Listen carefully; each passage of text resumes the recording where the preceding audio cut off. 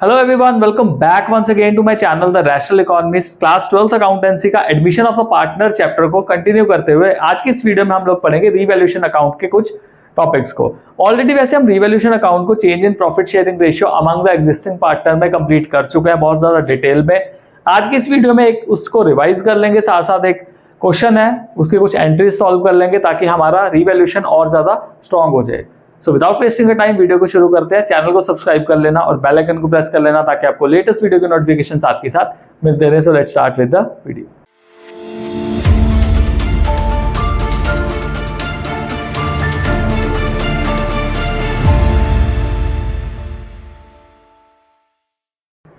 Revaluation account. So students, revaluation account बनाया कब जाता है? रीवैल्यूएशन अकाउंट बनाया जाता है at the time of reconstitution of partnership. अगर पार्टनरशिप में कोई चेंजेस आते हैं और पार्टनरशिप के रिलेशंस दोबारा से चेंज किए जाते हैं due to any of the reason, और वो रीजन कौन कौन से हो सकते हैं?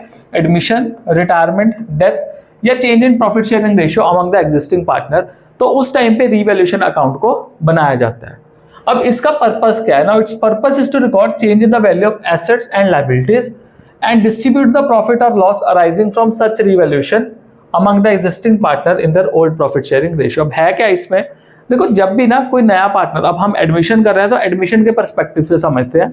तो मान लो हमारे पास दो पार्टनर, वही सुपरमैन और बैटमैन, ये कहते हैं आयरन मैन को कि यार बिजनेस में ज्वाइन कर ले। अब जब ये बिजनेस में ज्वाइन करेगा तो इनका जो पार्टनरशिप का रिलेशन है वो चेंज हो गया। जो पहले रिलेशन सुपरमैन और बैटमैन का चल रहा था, अब वो रिलेशन तीन पार्टनर्स के बीच में आ गया, दैट इज सुपरमैन, बैटमैन और आयरन मैन। अब ये हो गया हमारा रिकंस्टिट्यूशन ऑफ पार्टनरशिप। अब इसमें जितनी भी एसेट्स है और जितनी भी लायबिलिटीज है, एसेट्स को रीवैल्यू किया जाएगा और लायबिलिटीज को रीअसेस किया जाएगा। देखा जाएगा कि उसमें कोई इंक्रीमेंट या डिक्रीमेंट तो नहीं आ रहा, और उसके हिसाब से देखा जाएगा कि जो भी प्रॉफिट या लॉस हो रहा है वो पार्टनर्स में डिस्ट्रीब्यूट करना है in their profit sharing ratio. अब क्वेश्चन ये आता है कि एडमिशन के टाइम पे कौन से पार्टनर्स में डिस्ट्रीब्यूट किया जाएगा? तो ध्यान रखने वाली बात ये है, ओल्ड पार्टनर्स में ही डिस्ट्रीब्यूट किया जाएगा profit and loss in their old profit sharing ratio. तो आयरन मैन में, इसमें जो रीवैल्यूएशन अकाउंट है, आयरन मैन को इसमें कुछ भी जो है वो मिलने वाला नहीं है। अगर प्रॉफिट हुआ तब भी इनका, अगर लॉस हुआ तब भी इनका।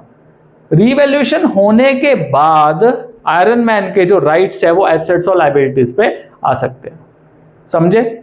चलो इसका फॉर्मेट देखते हैं। तो फॉर्मेट और इसको याद करने का एक बहुत ही ज्यादा आसान वे है, बहुत ईजी है। रीवैल्यूएशन की डेबिट साइड पे आपने एसेट्स को डिक्रीज करना है और लायबिलिटीज को क्या करना है? इंक्रीज करना है। और रीवैल्यूएशन के क्रेडिट साइड पे आपने एसेट्स को इंक्रीज करना है और लायबिलिटीज को क्या करना है? डिक्रीज करना है। समझे? अब इसमें देखो क्या क्या लिखा है, टू डिक्रीज इन एसेट्स, तो देख लो एसेट्स को डिक्रीज करना है। ये कोई भी एसेट हो सकती है, plant, machinery, furniture, computer, patent. To increase in liabilities, कोई भी लायबिलिटी, बिल्स पेबल या फिर मान लो सन्ड्री क्रेडिटर्स हैं। To increase in provision for bad debt, तो ये लायबिलिटी के रूल के अकॉर्डिंगली हम फिर इंक्रीज कर देंगे। कोई भी अगर अनरिकॉर्डेड लायबिलिटी हमारी पड़ी हुई है, ऐसी लायबिलिटी जिसको हमने रिकॉर्ड ही नहीं किया, तो वो हमने किस में लिख देनी है? इसमें रीवैल्यूएशन के डेबिट साइड पे। अब अनरिकॉर्डेड लायबिलिटी में क्या है कि यार कोई बंदा था, स्टाफ मेंबर था, उसकी सैलरी नहीं दी थी, तो वो आउटस्टैंडिंग सैलरी थी जो अनरिकॉर्डेड थी, तो वो अनरिकॉर्डेड लायबिलिटी आ जाएगी इसमें। या फिर टू पार्टनर्स कैपिटल अकाउंट, अगर पार्टनर को किसी तरह का रेम्यूनरेशन पे किया जाता है। अब रेम्यूनरेशन क्यों पे किया जाएगा?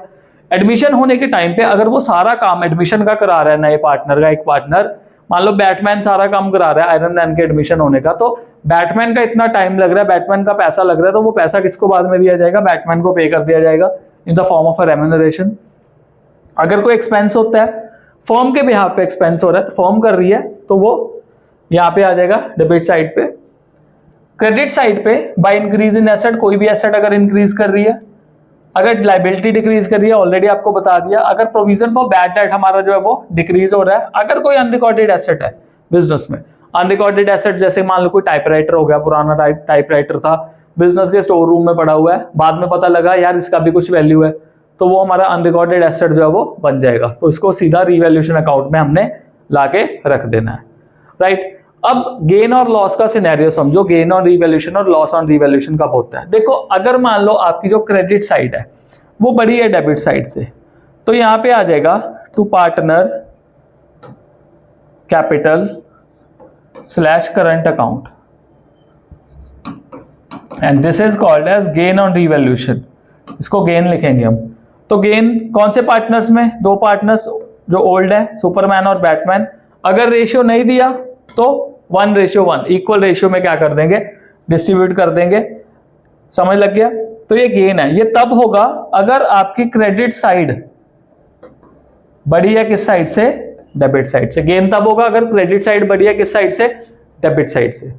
और अगर मान लो सपोज डेबिट साइड बड़ी होगी क्रेडिट साइड से, तो यहां पे हो जाएगा लॉस। तो ये आ जाएगा बाय पार्टनर्स कैपिटल अकाउंट। तो ये लॉस ऑन रीवैल्यूएशन है। Now this is because debit side is greater than credit side. तो ये भी सुपरमैन और बैटमैन के बीच में डिस्ट्रीब्यूट होगा 1:1 में।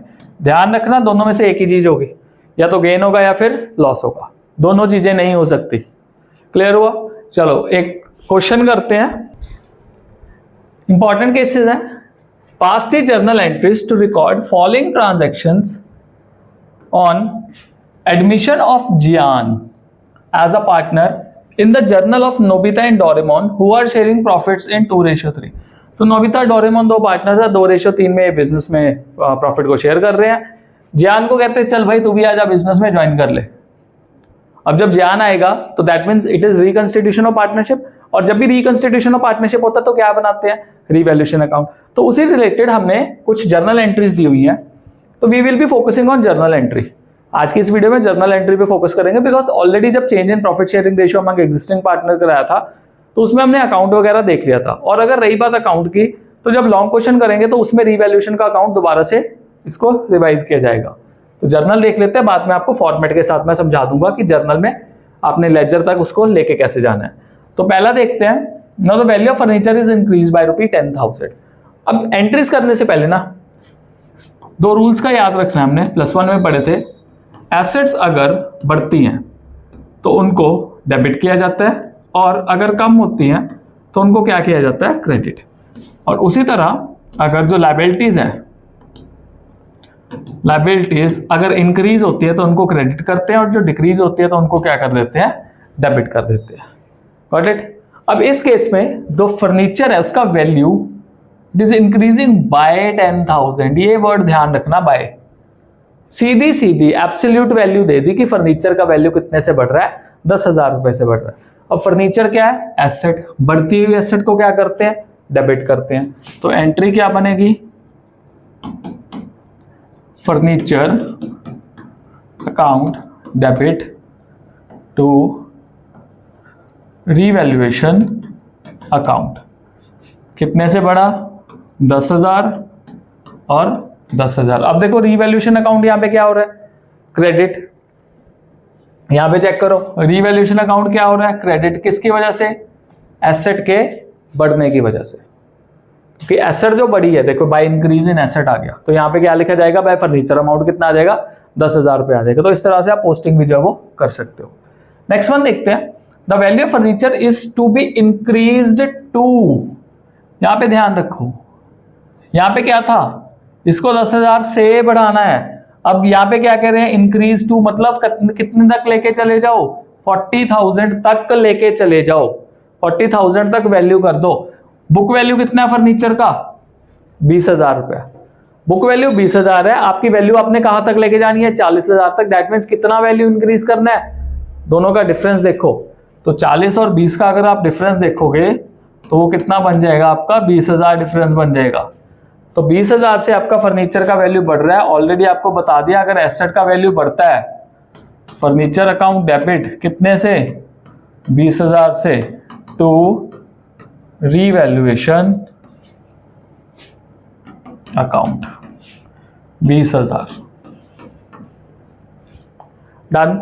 थर्ड देखो। Now the value of furniture is to be brought up to 120%। अब देखो पहले बाय वाला किया, फिर टू वाला। अब कहते हैं कि फर्नीचर का जो वैल्यू है वो 120% तक कर दो ऑफ इट्स वैल्यू। मतलब जितना उसका वैल्यू है उससे उसका वैल्यू 120% तक होना चाहिए। और बुक वैल्यू कितना है फर्नीचर का? 50,000। मतलब ये वाला जो बुक वैल्यू दिया हुआ है, नाउ दिस बुक वैल्यू इसका आपने वैल्यू कितने तक लेके जाना है, इसका 120% करना है। मतलब ये जो आपको वैल्यू दिया हुआ ना, ये कितना है, ये 100% है। आपने इस 100% को कितने परसेंट तक लेके आना है, 120% तक।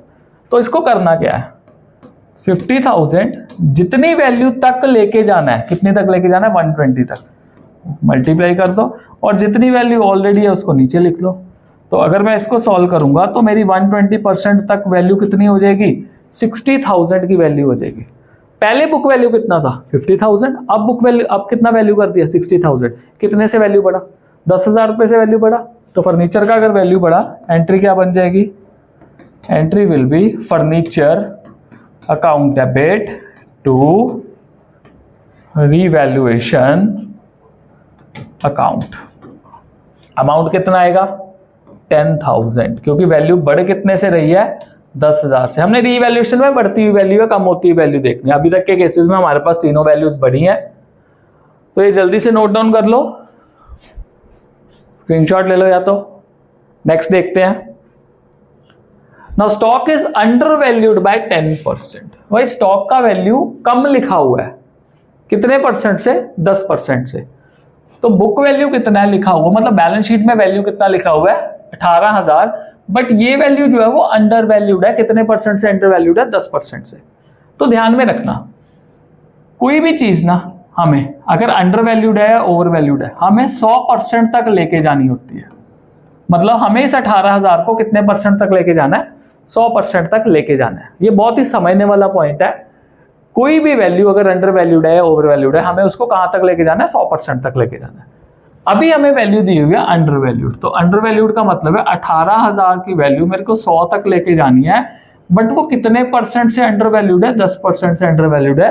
तो मैं जो 100 है नीचे 100 माइनस 10 कर दूंगा, मतलब 90% वैल्यू दिया हुआ है मेरे को 100% तक जाना है।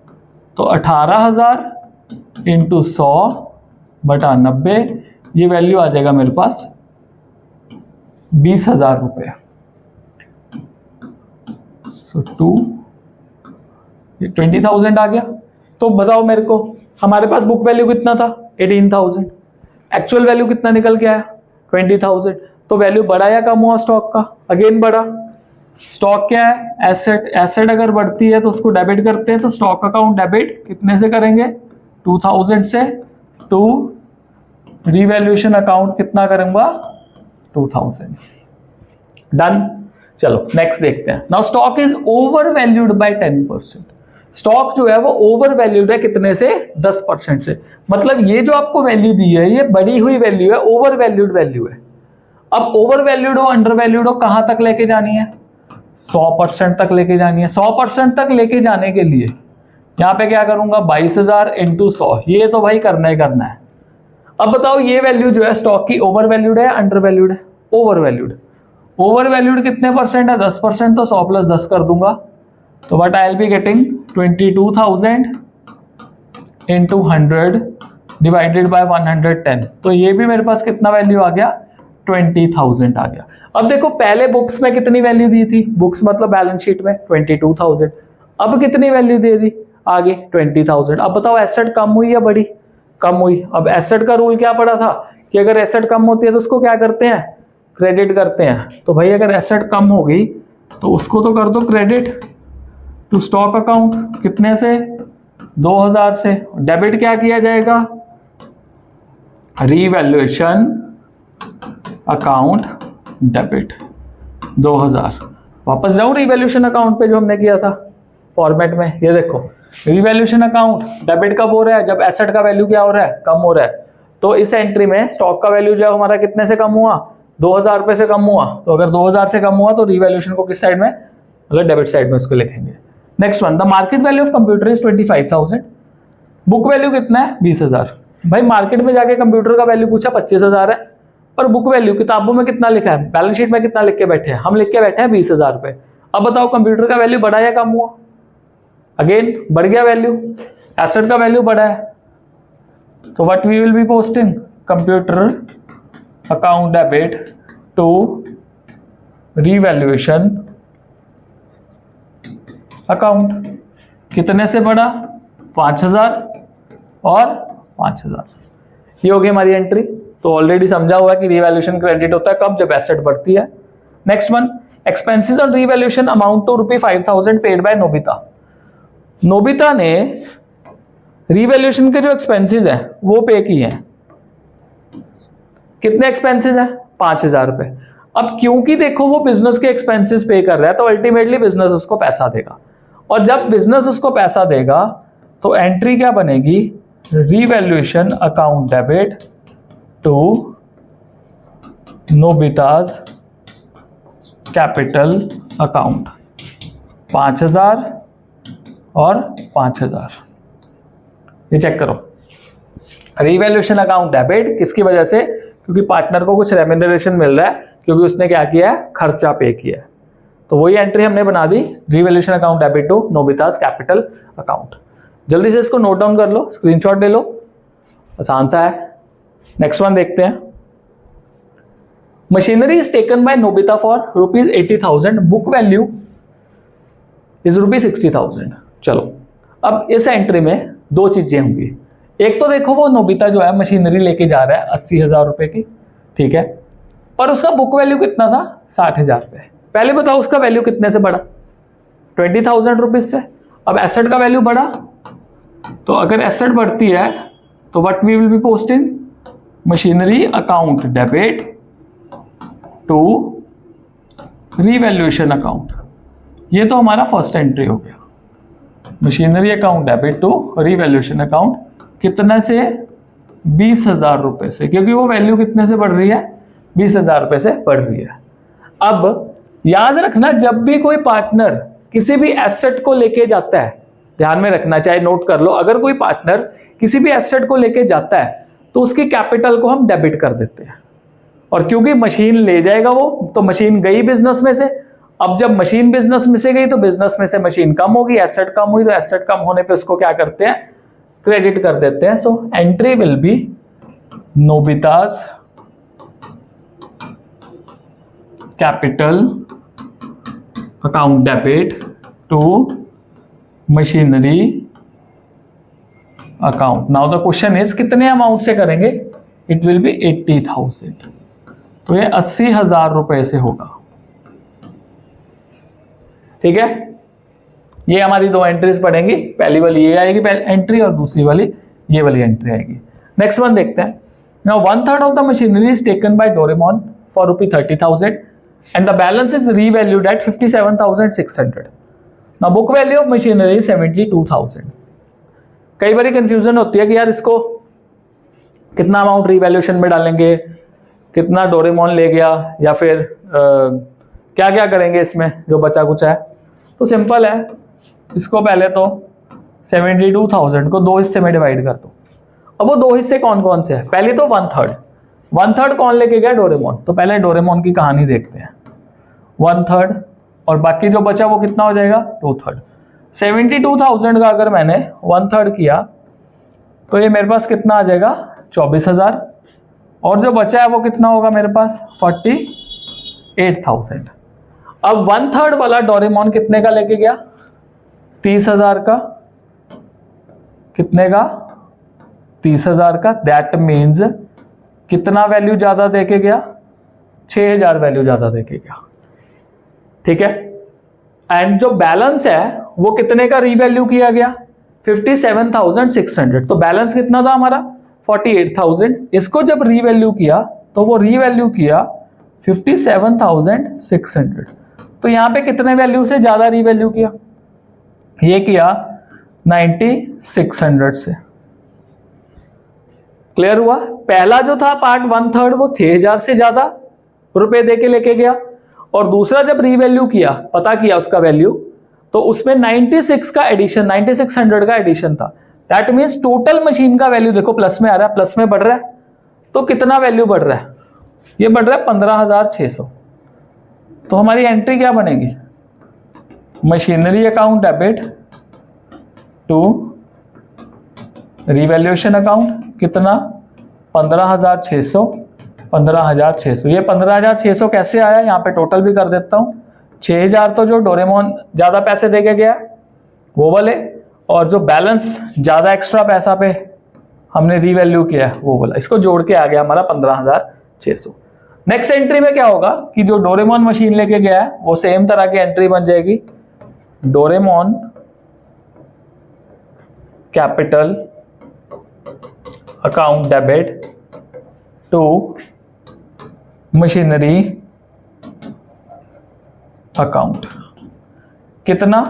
30,000। तो ये 30,000 ही लिखना जितने की लेके गया है, इसमें मत 24,000 कर देना। जैसे ऊपर वाले में हमने 80,000 की लेके गया तो 80,000 ही लिखा था, समझे?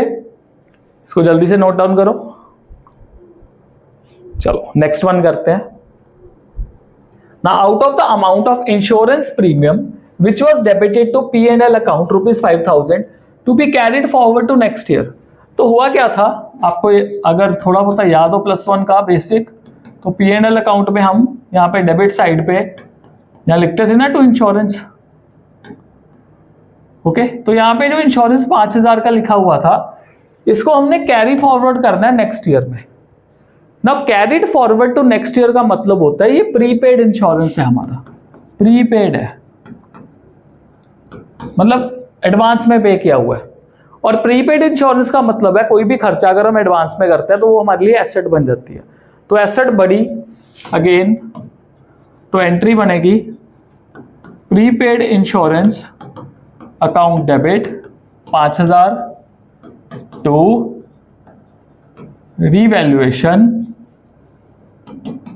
अकाउंट। कितना? 5,000। ये एंट्री ध्यान में रखना है, ये वाली तो इंपॉर्टेंट है, ये पूछी भी जा सकती है। लास्ट वन देखते हैं, लास्ट एंट्री बची है। A debtor whose dues of 14,000 were written off as bad debt last year paid ₹10,000 in full settlement. एक डेटर था जिसने हमारे 14,000 देने थे पर बैड डेट डिक्लेयर कर दिया हमने, मर गए पैसे, आए नहीं पैसे। वो कहता चलो मैं 10,000 रुपया दे देता हूँ। अब आया हमारे पास वो 10,000 रुपया, कहता फुल सेटलमेंट में उसने हमारे क्लियर कर दिए, ओके। तो अगर 10,000 रुपये दे के गया तो सबसे पहले इसमें एंट्री क्या होगी? Cash account debit to bad debt recovered account. तो बैड डेट रिकवर्ड की यही एंट्री होती है। कितना मिला? 10,000 रुपया मिला, 10,000 रुपया मिल गया, आ गया ना पैसा हमारे पास, इसलिए पैसे को डेबिट कर दिया। किसकी वजह से आया? Bad debt recovered. Bad debt recovered हमारी इनकम कंसीडर की जाती है, तो इनकम बढ़ती है तो क्रेडिट कर देते हैं, रूल के अकॉर्डिंगली चल रहे हैं। पर इसका रीवैल्यूएशन में क्या कोई ट्रीटमेंट होगा? Answer is yes. एक चीज जो हमने अपने फॉर्मेट में नहीं की थी, वो जो ट्रीटमेंट है वो रीवैल्यूएशन में होगा। और वो ट्रीटमेंट क्या होगा? हम बैड डेट रिकवर्ड को क्या कर देंगे? हम डेबिट कर देंगे एंड किसको क्रेडिट करेंगे? Revaluation account. तो 10,000 और 10,000, 14 से नहीं करना क्योंकि वो देके कितने गया? 10,000। मतलब ये जो है फॉर्मेट के अकॉर्डिंगली हम कहां पे रिकॉर्ड करेंगे? इस साइड पे रिकॉर्ड करेंगे बाय बैड डेट रिकवर्ड 10,000, इस तरह से। तो ये था हमारा कुछ रीवैल्यूएशन के टॉपिक, ये वाला लास्ट था। आप नोट डाउन कर लो इसको, नोट्स जरूरी है बनाने, नोट्स के बिना अकाउंटेंसी का आपका दिक्कत होगा, क्योंकि बाद में जब रिवाइज करोगे तो बहुत इजी रहेगा आपके लिए। सो विद दिस हमारा रीवैल्यूएशन खत्म हुआ। नेक्स्ट वीडियो में मिलते हैं जिसको हम ऑलरेडी वैसे कवर कर चुका है, बट फिर से दोबारा से कुछ नया क्वेश्चन उसमें देख लेंगे। So bye bye, till then stay blessed all.